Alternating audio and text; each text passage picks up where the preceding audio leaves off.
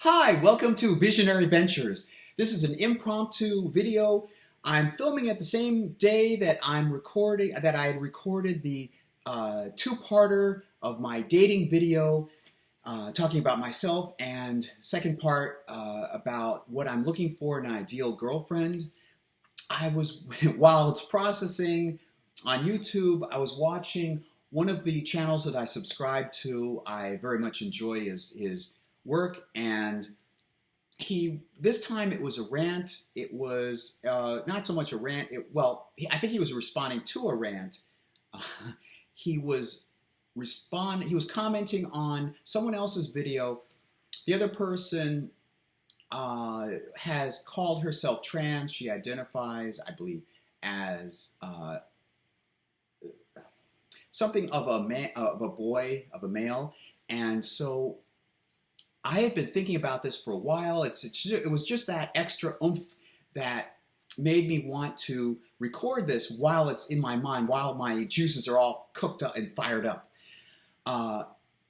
I know now how to program or schedule videos so that they will come in the future.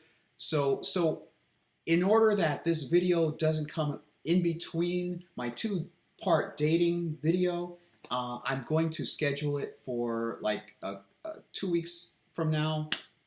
So this coming week, this coming Saturday probably, you will, I want my own, I have my own life to lead.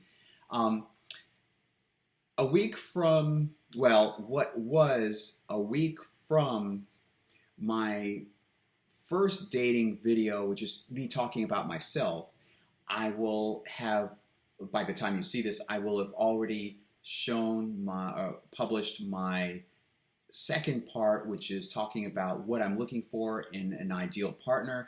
And then the week after that, this video will premiere. Now, I think I have a unique, not unique perspective. All right.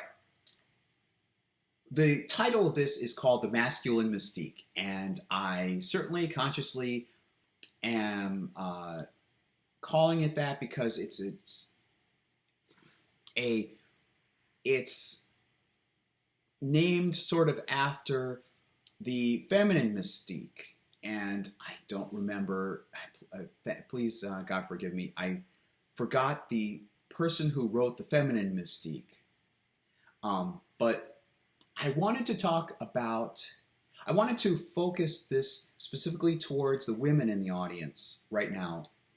I wanted to describe what it feels like to be a man. I've mentioned my cross-dressing and female impersonation before, and I've mentioned that part of the motivation for doing that is to experience some of what it would feel like being a woman out in the world. I can't be a woman. Genetically, literally, I couldn't be a woman, but I wanted to get some sense of what it felt like, some sense of how people treat you differently, and so forth. So I'll be getting into that. I have a list of different aspects of what it feels like instinctively, inherently in being a man, and some of it's good, some of it's bad. I'm being totally honest. Now, I don't represent, another aspect that makes me exceptionally good in producing a video like this is that I've never been a macho man. I've never been a very weakling man. I haven't been I don't know, femboy maybe. I'm in between. I'm honest, and if there's something instinctive that I feel in myself in terms of masculinity, then it's wider. It should be wider than simply macho men. It would probably apply more towards being male in general. So let me get on. There's going to be a list of them. I'm going to divide them up into quick chapters so you can bounce around basically. So let's get started.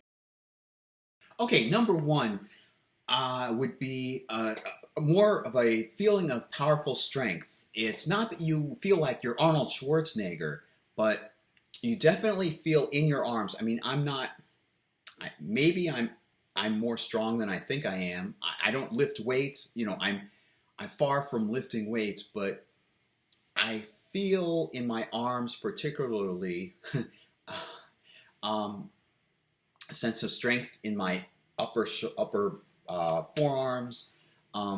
When I go into a room, I I don't feel weak at all. I just feel casual and comfortable walking in with no concern about what women have said they feel about feeling threatened or on guard about men wanting to do something bad to them or something that's not anywhere. Men don't even think of, obviously, men don't think about that at all. And I think it's linked with having the strength. You walk around, and it's also your posture. I think that relates to how men walk around. I don't mean pumping themselves up and consciously making themselves look stronger. I just mean that they have upper body strength naturally. Okay, number two is living up to expectations. What those expectations are could be difficult to express. I'll cover those expectations later, but basically, it's not appearance wise. I'm thinking of women. I guess they have certain expectations that they live up to, looking thin or looking pretty or looking in shape. For men, it's expectations about providing for the family, about being independent and resourceful and self-sufficient. I suppose being self-sufficient and independent and capable would describe expectations, living up to expectations. It ties very much into something I'll cover later, which is salary and what do you do for a living.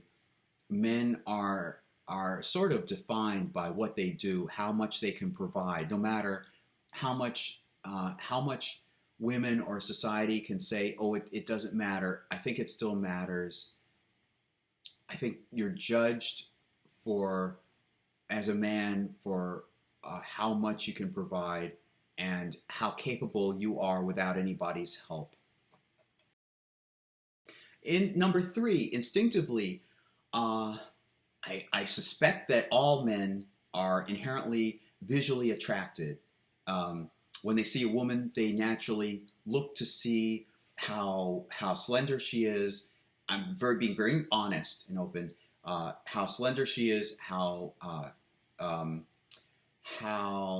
soft she looks, how beautiful she looks, and it's like radar. There was a Seinfeld moment in obviously the TV series Seinfeld where it's a funny moment where I think it was George or someone. Jerry was talking with, I think it was George, and they were talking about how men just instinctively look like a radar. Their eyes just dart and they see a pretty woman going by. And maybe girlfriends can attest to this. Like when a guy sees another attractive woman go by, their eyes automatically target. I think it's programmed in that men just spot women instantly. I don't mean just women. I mean like the attractiveness in women. And to some extent, obviously, unless they're ugly, unless they're, if they have some sense of attractiveness, I think men just automatically look. They don't care about anything else. It's like eye candy. They're just soaking in the beauty. Okay, this next one, number four, strikes very much to the heart, I think, of men, at least most men, heterosexual men, I don't know, but certainly the case for me, to be men, even boys, like just in general, boys at a young age are very careful, very scared. I think scared is the best word. Scared at being deemed as effeminate. I think they equate that with being weak and not being men, not being the right. I don't even want to say the right gender. That's where the YouTube might strike this if I use any of these terms.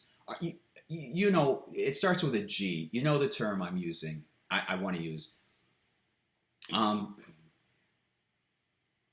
There's like a protective uncomfortability if somebody protective uncomfortability. All right, boys and girls in the playground. Like if another boy sees some trait, some behavior that seems girlish or effeminate, and unless I guess if the boy has some, you know, will later identify as a woman, or you know, unless there's some, unless it's true, you know, they're part of the population. I guess there is some part of the population that actually does feel this way. But I'm talking about heterosexual men as boys. If there's any behavior that even smacks a little bit of femininity or like effeminate or some like girlish behavior, it's frowned upon. I almost want to say almost as if like if a girl, I don't even know what the comparison would be. It's probably the worst thing that can happen to a boy, unless he's not heterosexual. I'll just put it that way. Okay, this next one, number 5, is intriguing, and perhaps I'm going to explore it further at some point. I know as a kid, I know a lot of people, well, generationally, I grew up in the the mid 1980s. It was G.I. Joe, Transformers, so forth. I'm speaking as a heterosexual, what used to be, a heterosexual male who used to be a boy. There was something about shooting and target practice. Now, I don't consider myself a macho man, and I wasn't really fascinated with guns. I don't watch boxing or wrestling or whatever. But there's something about aiming and striking at a target. There's something about, well, that's it. Aiming and striking at a target that's fascinating to boys and growing up to be men. I think there's something in the male brain or the male psyche somewhere. And I don't want to demean or alienate boys that played with dolls or whatever. And I'm actually curious, were effeminate boys interested in shooting? Now, I didn't run around and play cops and robbers. I watched Transformers, and I can enjoy an episode of G.I. Joe. There's just something about target practice. It's very interesting. Okay, here's a fascinating one. This is number 6. It's dating experiences, primarily online dating experiences. I'm so eager to share this with you women in the audience. There was a YouTube video I watched sometime. It was an experiment. There was a woman who partnered with a good-looking, above average, good-looking guy, man, used his photo. I mean, they were in cahoots. It was an experiment. She posted his photos on a dating site and posed as him. And I believe she said she was a dentist, a male dentist. And she figured she would get some dates. She would get some people, some women responding to him, right? Then she found out how difficult it is for a man. And I hope it dawns on women. I mean, certainly you women, please watch all these different aspects of the masculine mystique video that I'm playing for you. But this one especially, I felt lonely. I think a lot of men are lonely. I don't think women really get it at all. I've I have been cross-dressing, and I've developed it to, I guess, a good enough point where I kind of amaze myself at the reactions. I remember trying to, I remember asking people, am I passable? Do you think I could pass? And I've even gone on those gender apps. I don't know how accurate they are, but I've gone on a few of them and I've recorded the responses and dressed up, well done, my effort, good effort into it. And with these photographs I've taken, I can get about 6.7 or 7 on the attractive scale of women, and I've gotten I've gotten the app, whatever it is, the website, to recognize me as gender female. Sometimes, depending on the picture, I can get 28. I remember a few days ago I got that it gets me at age 28. Sometimes it gets me at 37, age 38, something like that. 36 one time I got. All right, so I posted those pictures on a as a dating profile, as an experiment. I haven't replied to any of them. It's a prominent one. There's OkCupid, JRetroMatch, Plenty of Fish, dating sites like that. And I wasn't even finished posting it. Like, I barely posted it, and already I got like 3 messages, short messages from men, and I got like, I don't remember how many hearts. It was something like 40 hearts. I have since checked that site, my profile, and I didn't even mention anything. I didn't mention, I mentioned I wasn't religious, and I didn't mention my gender, and I mentioned, looking for men, and I didn't mention really any hobbies. I meant maybe one. I think I called well, I don't want to give that away. I alluded to enjoying dancing or something, and music. Very vague stuff. And I didn't even write a profile for myself. That's a kicker. I didn't even write any profile about myself or where I was or anything. And I have since checked. I posted it like 2 days ago, only a mere number of hours, and already I have about, last time I checked this morning, I had 250 something hearts, men liking the photos or the profile, and I've gotten like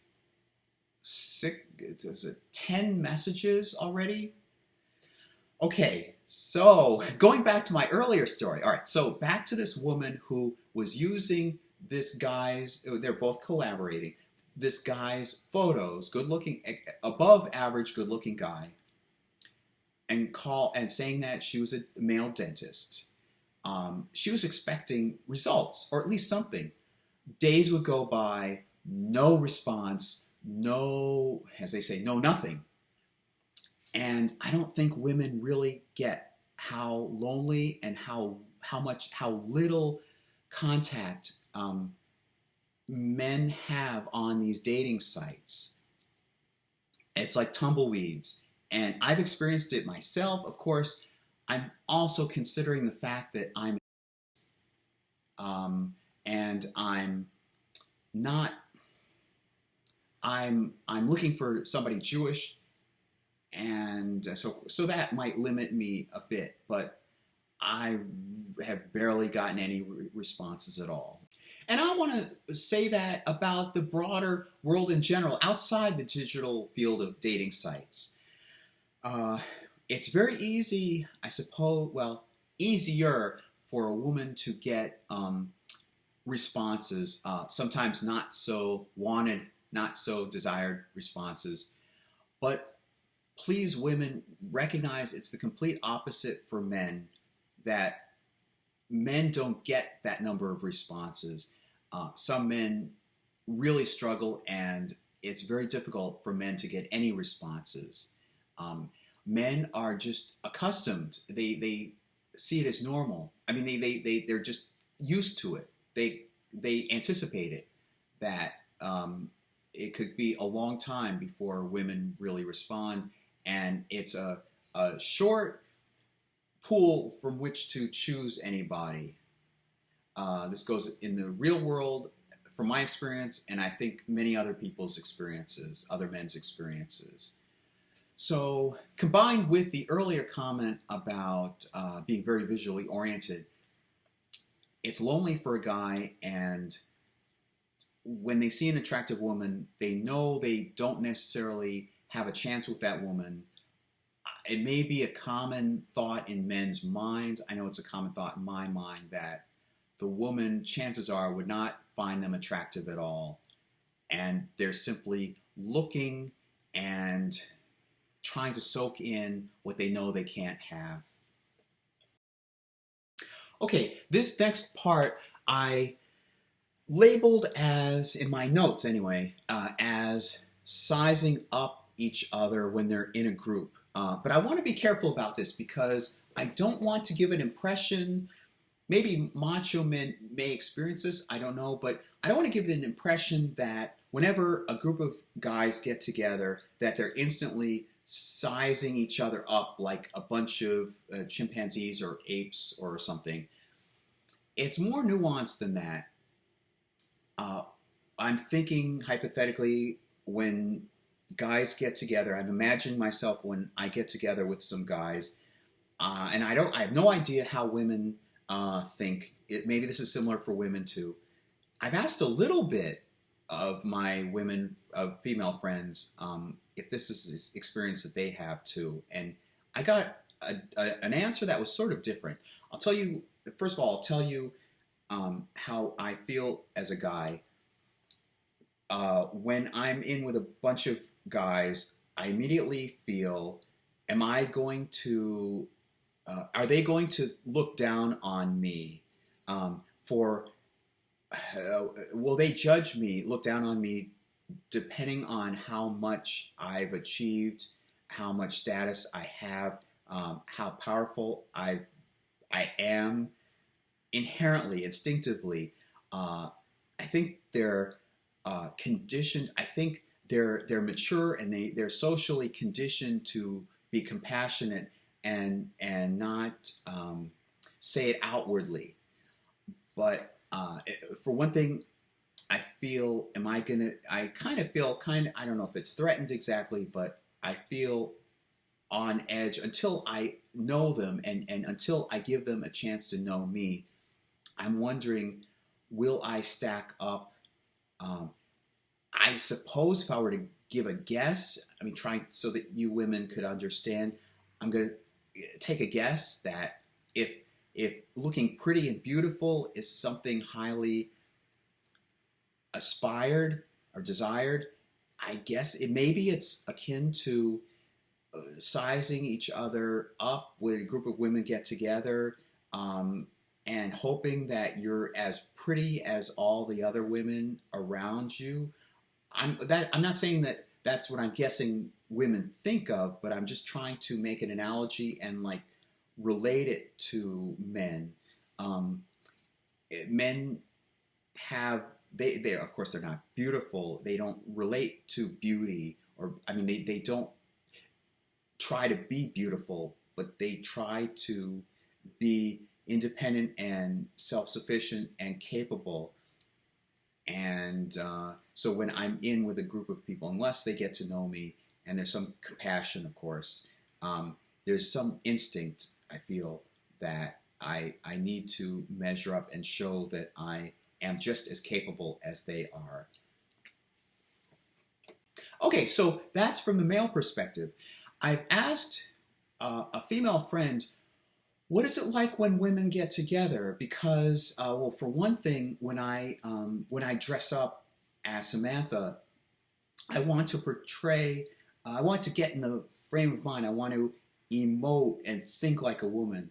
So, in order to portray the part well, and blend in and fit in. So, when I asked this woman, when you're in, and she's a close, I don't want to say close friend, but she's a friend I keep in touch with.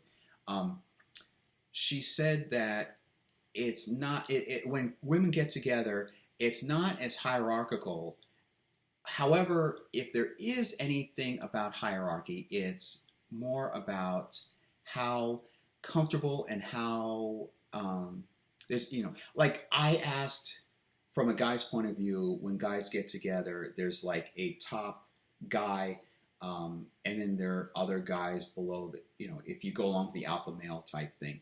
Is there any kind of alpha female type thing? And she said, it's, how did she phrase it? It's like the one who was put together, who has her life in balance, and she seems put together and confident and no worries, and everything is going smoothly. That would be like the alpha female. So I wanted to put that out there. You women out there, for those women out there, do you concur? Do you concur with any of this? How do you feel about these aspects that I'm mentioning about men, the masculine mystique? Are any of these eye-opening for you? Do you have any comments about like the equivalents for women? Okay, number 8. This is one of those things that this subscriber I was watching on YouTube that indirectly inspired me to create this video was talking about. And when he was talking about it, that really got me to create this video. It's about men and laziness, and I bet you women in the audience can, if you don't understand, at least if you don't understand what drives it, you've probably seen it. Men, other than showering and basic hygiene, aside from that, and even then, right, really, that's a social conditioning upon us men, I think. We're lazy in the sense, we're lazy in the sense that we can get up in the morning. And I think this is biological, has some biological background too. We get up in the morning, some of us do, many of us do. We get up in the morning and we brush our teeth and we take a shower sometimes. If we have to, that's the thing, if we have to. And if we want to be presentable to other people. It's all about presentation. We walk around, but if we don't have to do it, we really don't care. If we don't have to look presentable, we could go through that day without looking presentable. Like, if we don't even have to go, if we don't have to go outside for anything, we may not even change our shirts or pants or clothing. I think I'm speaking for the majority of men, like instinctively. We just don't focus. It's not even, I think, on our radar to look nice if we don't have, I mean, like to clean and to go to the extent that women do to look pretty or nice or presentable. There's a huge difference. I think men are inherently very flexible. And I mentioned biology. I alluded to biology before. I think women may have more concerns. It's hard to divide it between social construct and actual biology. But I think women feel or need to cleanse themselves more and to brighten their appearance up more. Men, I guess socially and biologically, don't have to do that as much. I mean, we have underwear. Well, first of all, we have only one pair of underwear. Women have an upper and lower pair of pieces of underwear. We put on pants, we put on a shirt, we put on underwear, and hopefully in that order, and that's it. And maybe comb our hair. Women have to, feel they need to brighten their hair and do all sorts of different cosmetic things. And I think that's what led, or at least been encouraged by men instinctively just doing. It's very much about functionality and practicality. Men don't, for some things at least, men don't care about how something looks so much as whether it's functional. And I think that clearly ties in with power, and not that men are inherently on a power streak, but that men care primarily about self-sufficiency. How capable is it? Can this, like if you turn on a computer, men don't care necessarily about how pretty the computer looks. Does it turn on? Does it work well? Do I have to call IT? Do I have to call for assistance? And more than that, people, guys talk about car engines and so forth. And of course, I like that, but I also like, good-looking car. My favorite car, by the way, is Lamborghini Countach. And according to what I've read, Countach translates in Italian as "ooh, baby." Somebody looking at an artist's conception for a plan for the Countach, just wrote Countach. According to what I remember, just wrote Countach. Ooh, baby, wow, beauty, hum, hum, hum. So, all right. So, of course, I like Italian sports cars, and I like the design and so forth, curves and everything. Aside from that, I can identify, I understand the engine. If the car can go 0 to 100 miles an hour in 2 seconds, that means a lot to a man. It's how capable the thing is, how powerful it is to be able to accomplish what you need done. It's all about achievement. So I guess what's said is said. That's it. On to the next thing. Now, number 9 is another one of those things that I think is very much misunderstood by women. It's about men instinctively feeling protective of women. And I don't mean this in the sense that they shield women and they keep women down.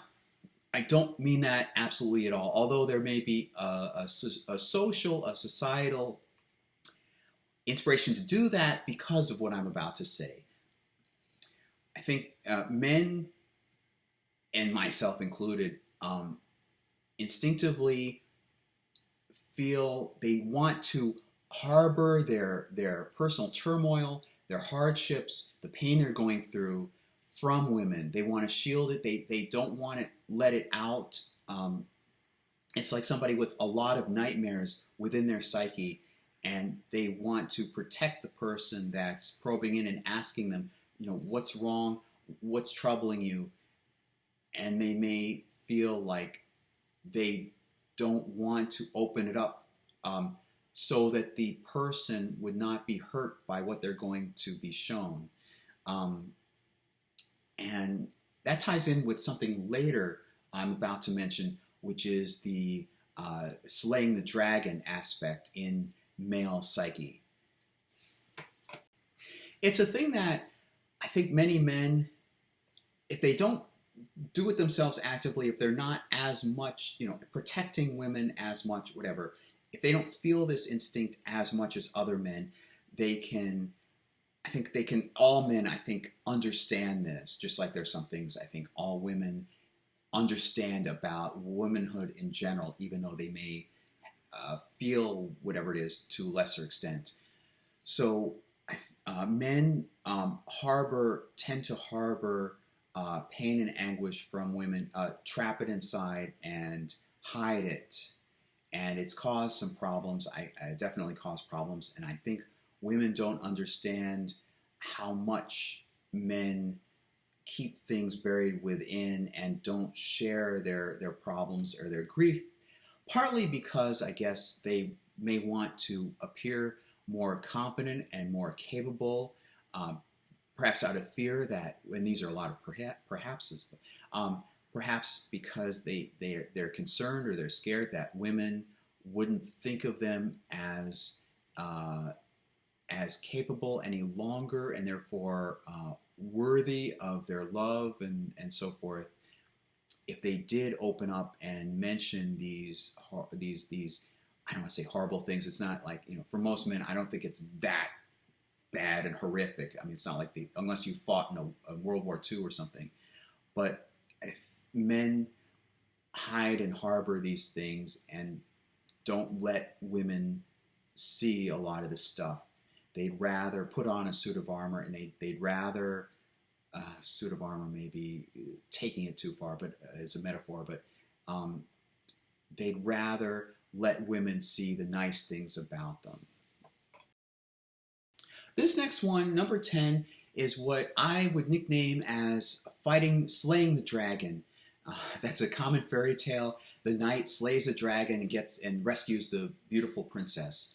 I think there's something inherently in the male psyche that relates to that draws that up. I think I've suspected, sometime back, I suspected that politicians fall prey to that men cheat, or men, like to have attractive women be at their side. I don't want to necessarily say trophy women. I'm being careful. I don't mean to say trophy women in the sense that men only want beautiful women with no brains. I don't mean that at all. But I think there's something in the male psyche that has it that men go fight these battles. It was even in a Star Trek episode, of the original 1960s Star Trek episode. There's a line in the episode Mud's Women about this. I'll describe the episode as long as it's on my mind. There are these miners on this planet, and there's a pimp, an interstellar pimp, who is brought aboard the Enterprise with 3 beautiful women, and his ship has just been hit by an asteroid. And this pimp has been feeding these women. They're aware of it. They're taking this Venus drug to make themselves look more beautiful. And so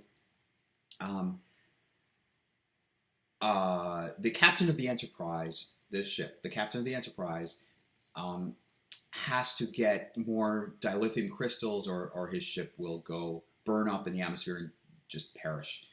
So he's got to get and there's a nearby planet that's only inhabited. It's not inhabited by a huge population.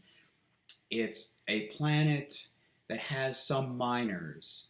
Miners, as in you're digging up for precious minerals, and these miners are described as rich because, like in any society, of course, when you have precious gems and minerals, these minerals are rare, and anyone who has them can command a bigger salary, of course.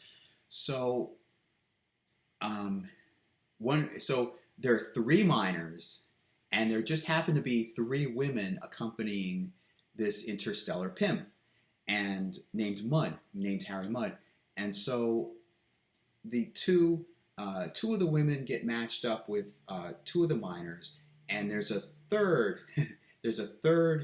miner who's matched up with sort of the more personable, to us as the audience, the more personable woman.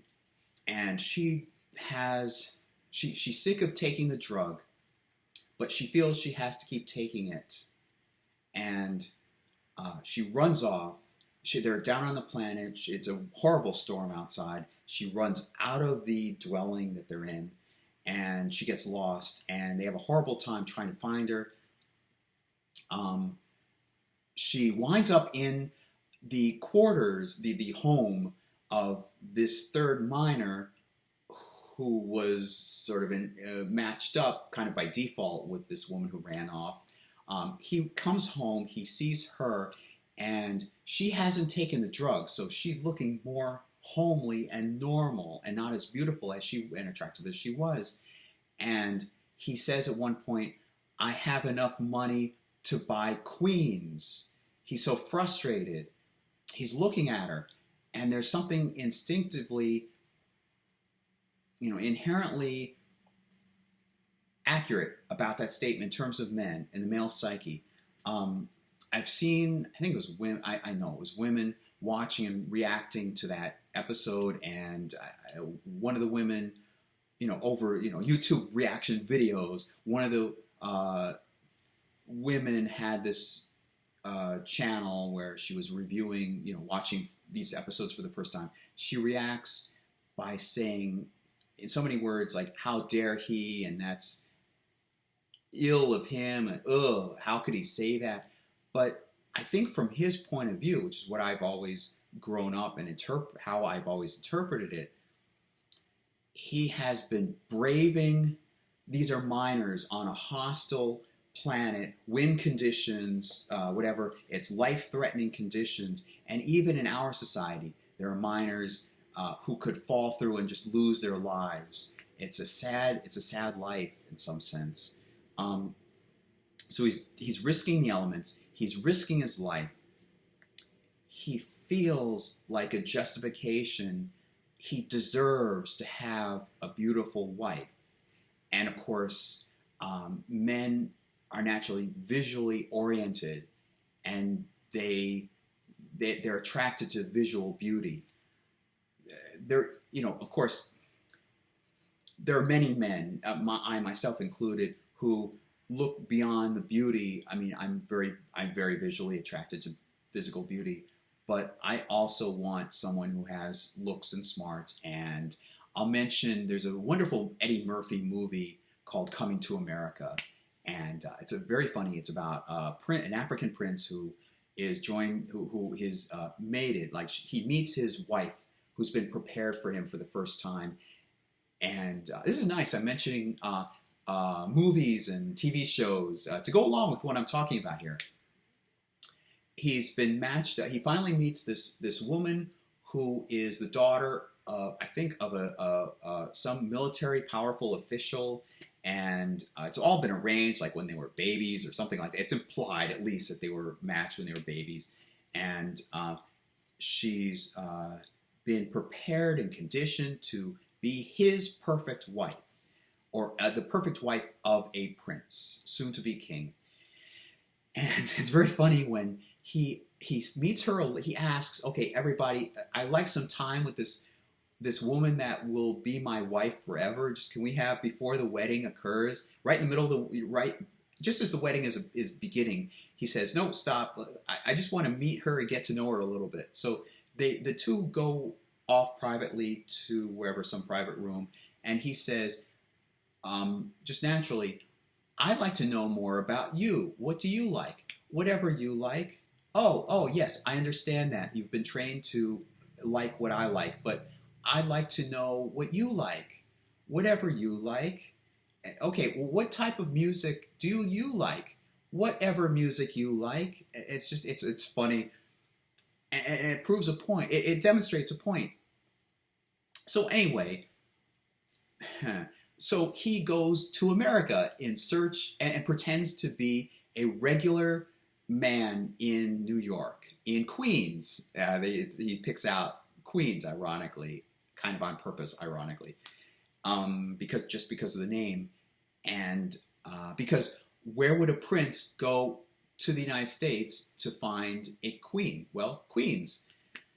So he hides the fact that he's a prince because he wants to find a genuine woman who appreciates him for he himself, and not just because he's a prince. And he wants to meet a woman. There's these beautiful women in the film, and he goes on a date, on this dating montage and so forth. They're beautiful women.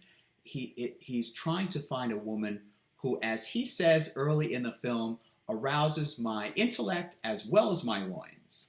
I like that line. It's great comedy. Eddie Murphy, I think, quibbles about this. Arguably, at least for a long while, the best Eddie Murphy, and this is a release in 1988, the best movie, at least for a while afterwards, the best Eddie Murphy movie. All right, so I guess I've mentioned my point that many men may want somebody who's smart, who's a nice, compassionate woman. All that, smart, looks, can contribute to a conversation and challenge the man and so forth. But I think instinctively there is that part in perhaps all men, I think in all men, that they've slain the dragon. They've struggled incredibly hard, incredibly hard. They wish the woman would recognize how much they've struggled and how much they've put up with. You know, there's another moment in there's a TV sitcom from the 1960s called The Dick Van Dyke Show, and there was an episode that flashed back. I don't mean it was a show in which they showed flashbacks to earlier episodes. I mean, it was an episode in which it told a story of how Rob Petrie, the man, met his future, married his future wife. Obviously, they couldn't tell that as a contemporary episode in the show because they were already married. So anyway, blah, blah, blah. So it's a flashback to their wedding, and he was in the army, and he had just met her. They were dating a little bit, and he wanted to marry. He proposes to her, and she accepts, and then they plan the wedding day, and then I can't remember how, but I think his Jeep gets stuck. Boy, it's been a long while since I watched Dick Van Dyke's Show. I want to get back to that. I really enjoyed that. He bangs his leg or something. He's very hurt. He's on crutches. I think he has a cast. I remember him having a cast or something. Visits a doctor, I think, in the military doctor. And he wants to get to the wedding, and he finally gets to the chapel, and he sees her sitting there, and she's distraught. Like, she's very angry and frustrated at him. How come you're late? And how come blah, blah, blah, blah, blah? And she's so blind to the fact that he's walking in on crutches. I think he has a cast on his leg. He has bruises. And that says something that very much, I hope is not true, but I think it's true many times in the relationships between men and women. And I'm not saying that women don't go through struggles, but at least as a man, I've experienced it and sympathized with men, noticing that men can go through incredible pain, physical or emotional pain, and not even put on a brave front, like I mentioned before about the armor, put on a brave front. They don't even want to discuss it. They just want things to go smoothly. And like Rob Petrie in the thing, he just wanted to get there and to honor his commitment and get married. Through all that pain, he could have sat home, he could have chickened out or whatever, he could have called in.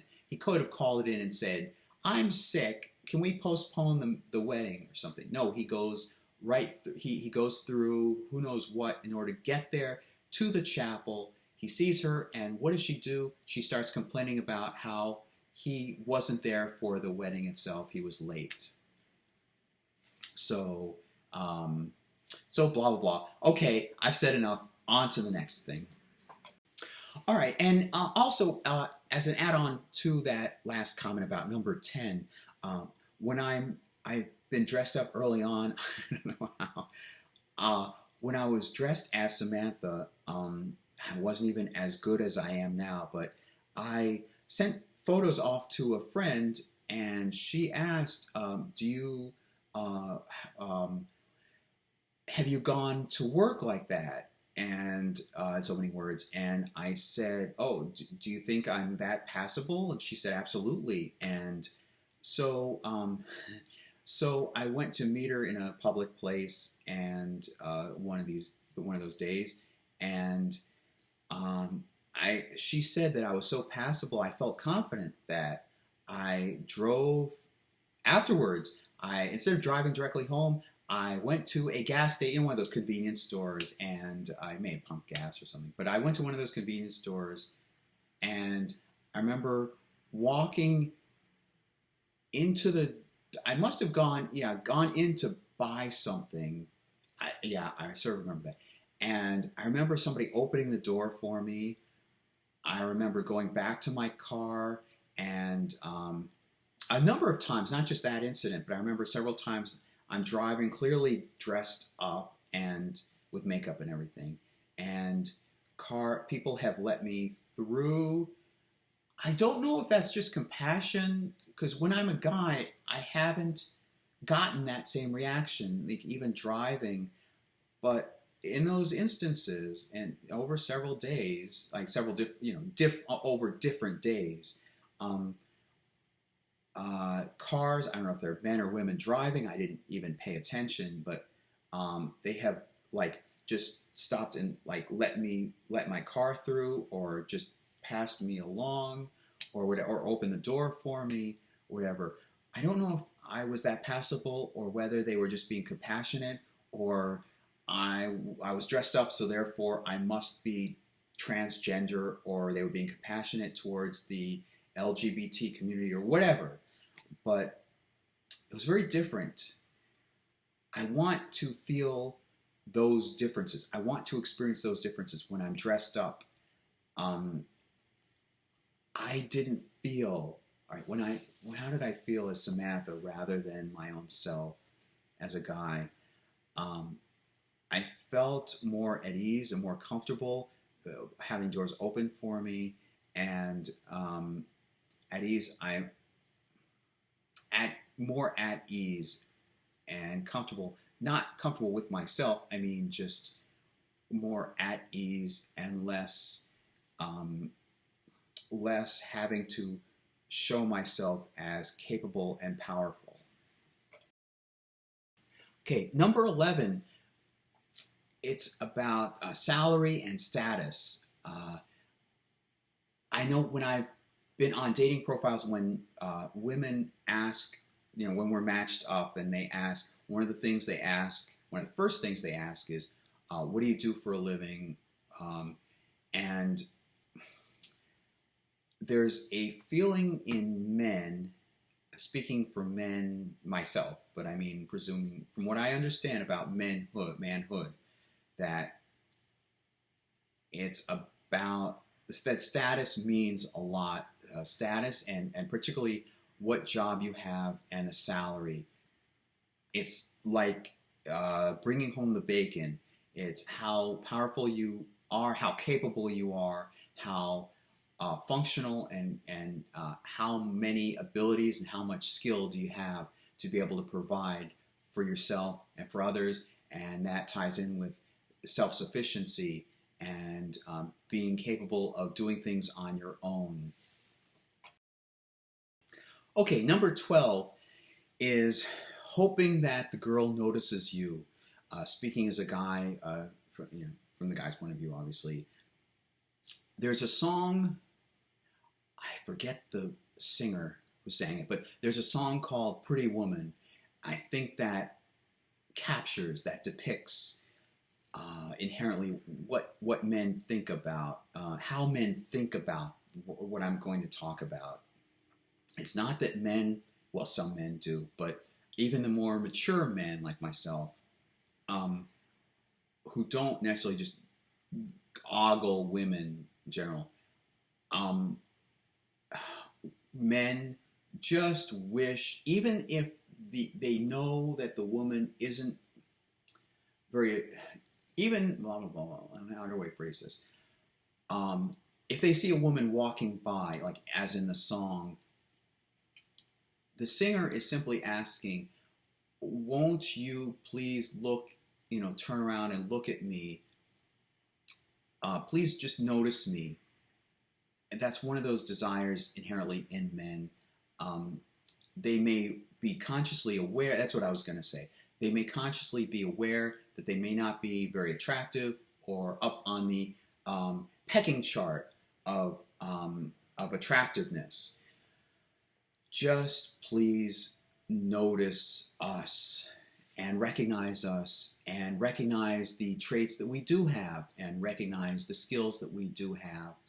Because, as I've said a number of times in this video, a lot of it is about power in terms of men, in the sense that we need to have capability, we need to have a feeling of self-sufficiency, and we can do it ourselves, and we need to deal with it on our own. Sometimes we may walk away or not want to talk about things that have, like, for example, gone poorly at work, and we just want to have some solitude and to think it through and just let the thoughts just move around in our heads for a while, and just, if only to become, I guess, basically assimilate. That's the best word for it. Basically assimilate the bad experience that we've had at work or wherever. And we want to, and that's another aspect of wanting to protect women.